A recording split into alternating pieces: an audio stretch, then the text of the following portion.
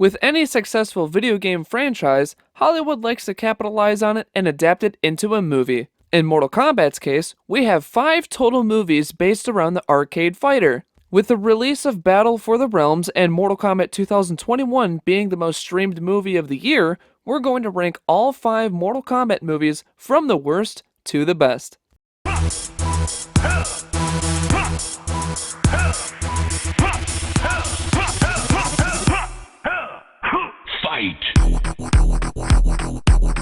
Good morning, afternoon, and evening, everyone. My name is Nick, and welcome to, or welcome back to the channel. If you're new, be sure to click the subscribe button to join the Whack Pack today, and to check out more rankings like these. In this video, we'll be switching from gaming to movies for this ranking.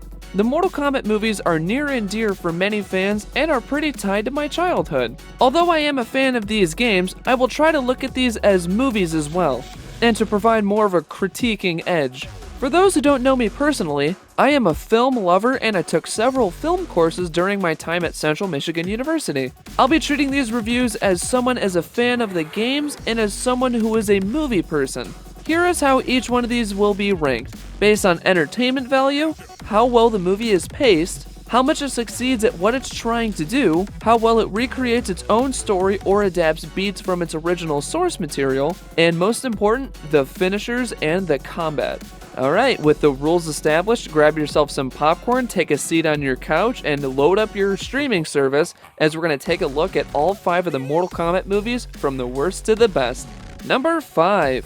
Alright, is this really going to be a surprise to anyone? The last place spot goes to Mortal Kombat Annihilation, which is, according to Ed Boon, the lowest point in the entire Mortal Kombat series. Back when I was a kid, where I liked everything without question, I still knew this movie was garbage. There are so many issues with this movie. For one, the effects don't even hold up, not even for 1998. The story barely makes sense, and the whole movie is just written around fight scenes with way too many characters. All the costumes look like they came from Wish.com, and the acting is so much worse. You would think a movie based around the fight scenes would be awesome, but the action scenes are worse than the original movie, and with a lot of the CG they were going for, it just did not work.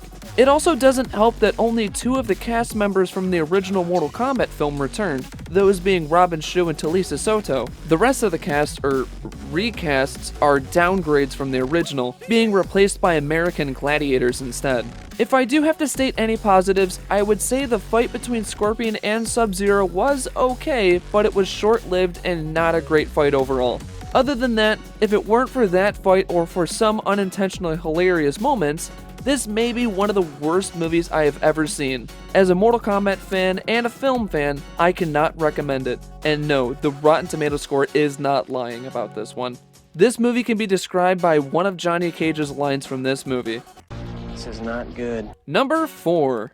Moving into our next entry is the most recent Mortal Kombat movie, Battle for the Realms. Now hear me out, there is a big jump in quality between the 4th and 5th placement. I just thought I'd let you know before I start explaining. The second film in the MK Legends series is a mixed bag for me. On the action side, I think it's an amazing animated action movie. But from a narrative point, this movie is just all over the place. The movie introduces several plot lines that fight to be the main focus, and none of them feel like they're rewarding at the end of the day. I feel this would have worked if some of the plot lines, like the Cyber Initiative and the One Being part, were moved into a 3rd movie or just adapted into some animated series instead. But if you're looking for a fun movie that focuses on a lot of action and the narrative taking a back seat, then this is one that you can definitely check out. Number 3. Coming in 3rd place is Mortal Kombat Legends: Scorpion's Revenge. The first of the Legends animated movies kicks off with a blast. This movie delivers what the first Mortal Kombat movie lacked, which is the gore factor. In doing so, it also recreates the first Mortal Kombat story, but also includes the origin of how Hanzo Hasashi became the Scorpion, and setting up various plot lines for future Mortal Kombat Legends films. Now I think some of the biggest standout scenes are the fight scenes, specifically the cold open, well, sorry for the bad pun, and the fight scene between Scorpion and Sub-Zero. Where I am mixed on this movie and what kind of drags it down for me is actually the story of the film. For a movie focusing on Scorpion, he seems to take somewhat of a backseat due to the movie recreating the first tournament arc. I think I would have liked this movie a lot more if it had just focused on Scorpion's perspective the whole movie instead of mixing his origin with the first game's plot. Besides that, if you're looking for an R-rated animated film with great callbacks to the game, buckets of blood, and great finishers, well then get over here because this movie is for you. Number 2. Taking in the silver medal is the third live-action Mortal Kombat movie from 2021, titled Mortal Kombat. Go figure. I know many people are very divided on this movie. Many of you despise it, and many of you really like it. I am one that falls in the middle of this entry. Firstly, I would like to get to the positives of this film. I think the cast of characters are great. The standouts being Josh Lawson as Kano, Makad Brooks as Jax, and Joe Taslim's Sub-Zero. By using the Sub-Zero as an agent to kill off the heroes, and by making him the main villain of the movie, made him the most threatening form of Sub-Zero to date. Other highlights include the cold open, literally and figuratively, with Hanzo Hasashi killing the Lin Kuei assassins, and the final fight between Scorpion and Sub-Zero.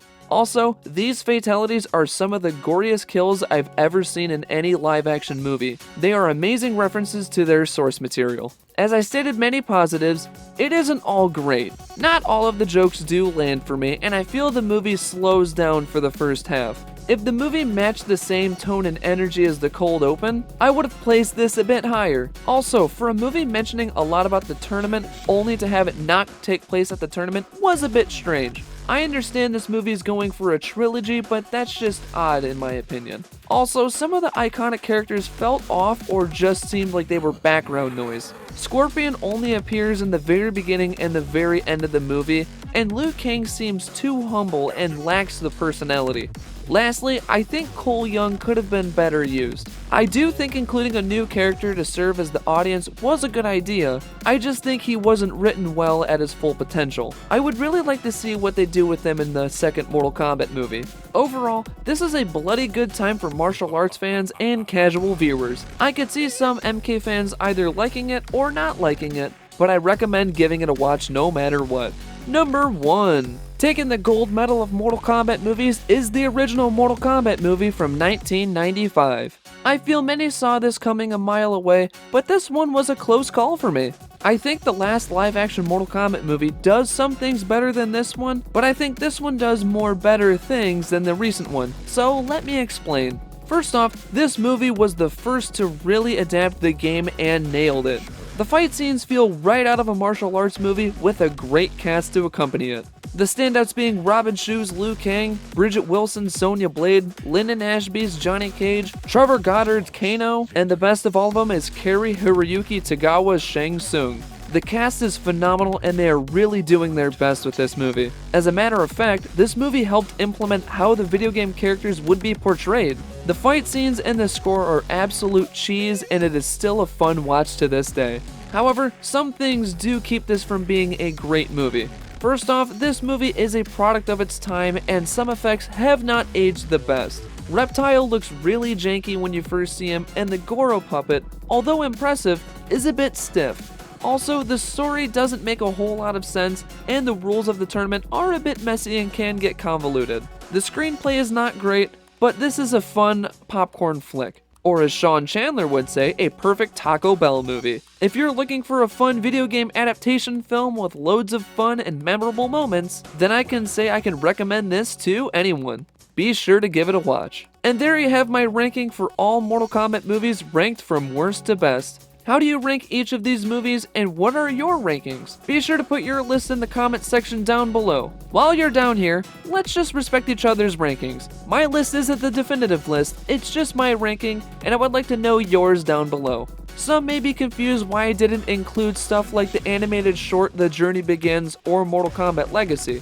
I do plan on doing videos on the Mortal Kombat Lost Media, so don't worry about that. They'll be covered soon. Also, if you have any interest in watching any of these, you can check those out all on HBO Max and be sure to support the official release.